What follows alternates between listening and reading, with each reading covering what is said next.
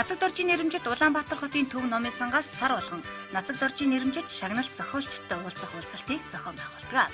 Энэ сарын уулзалтын зочдоор Монгол Улсын урлагийн гавь зүтгэлтэн, ардын жүжигчин, найруулагч Гомжовын Чигжидсрэн, нацаг доржийн болон буян нэмхийн нэрэмжит шагналт зохиолч Цэрэн тулгын Түмэн баяр нар өргөдөн оролцлоо. Уулзалтыг Монголын зохиолчдын эвлэлтэй хамтран 90 жилийн явд тохиолдуулан 10 дугаар сарын 11-ний өдөр Цагаан сүний домог кино өгүүлбэрийн тухай сэдвтэйгээр зохион байгууллаа. Цагаан сүний домог кино зохиолыг Түмэн баярагчиж, найруулагчаар нь ардын жүжигчин Чигжидсрэн ажилласан юм.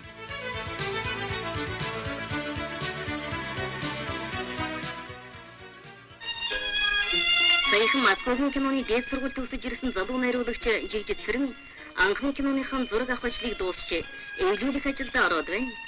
Уг киноны зургийг залуу оператор шарвдурж авч байна. Хоёр залуу уран бүтээлчид маань орчин үеийн залуу хүний төрөг уянхан хэлбэрээр бүтээхээр хүчээр дайчлан ажиллаж байна.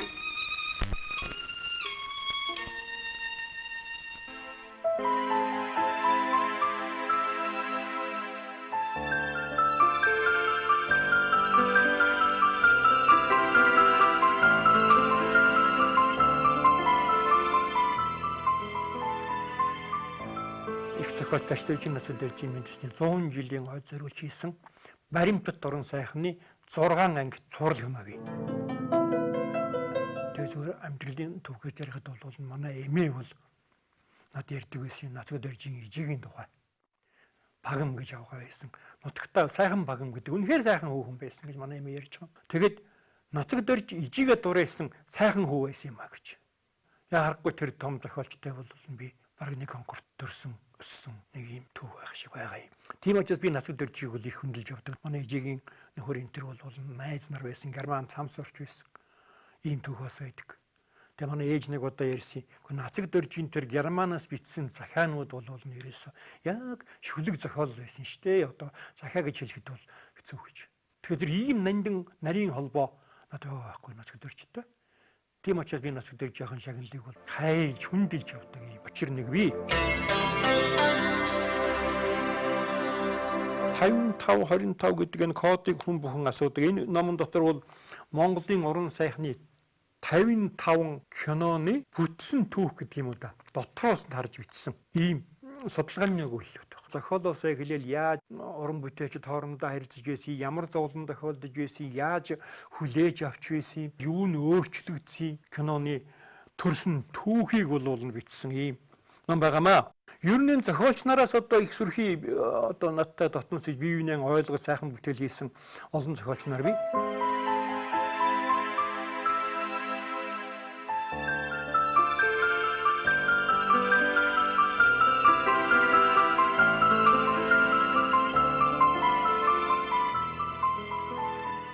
Тийм зохиолч нарын нэг бол өнөөдөр надтай уншигч үзэгчдийн уулзалт хийж байгаа зохиолч Цэрэн тулгын Түмэн баяр байгаа юм. Цагаан сүний домог гэсэн нэртэй нэг хоёр хон хуудас жижигхэн өгүүллэгийг би олж уншчихад их олзуурхад кино хий гэж ингэж бодож өөртөө ярьсан. Тэгээ Түмэн баяр их дуртай зөвшөөрсөн. Тэр үеийн Монголын үндэсний олон нийтийн телевизэн захирал байсан манай нэр зэтгүүл соёлын гавь зүтгэлтэн дугарын жаргал тэрийг уншиж үзэхэд хөөж Чигжидсрэн энэ хоёр хон хуудас ингэ яаж бүрэн хэмжээнээр сайхны кино болд юм бэ?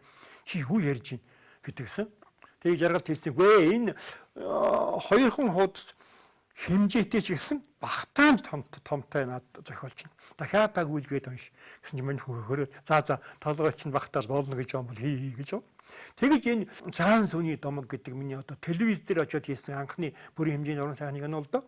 Энэ кино бүтсэн төвхтэй.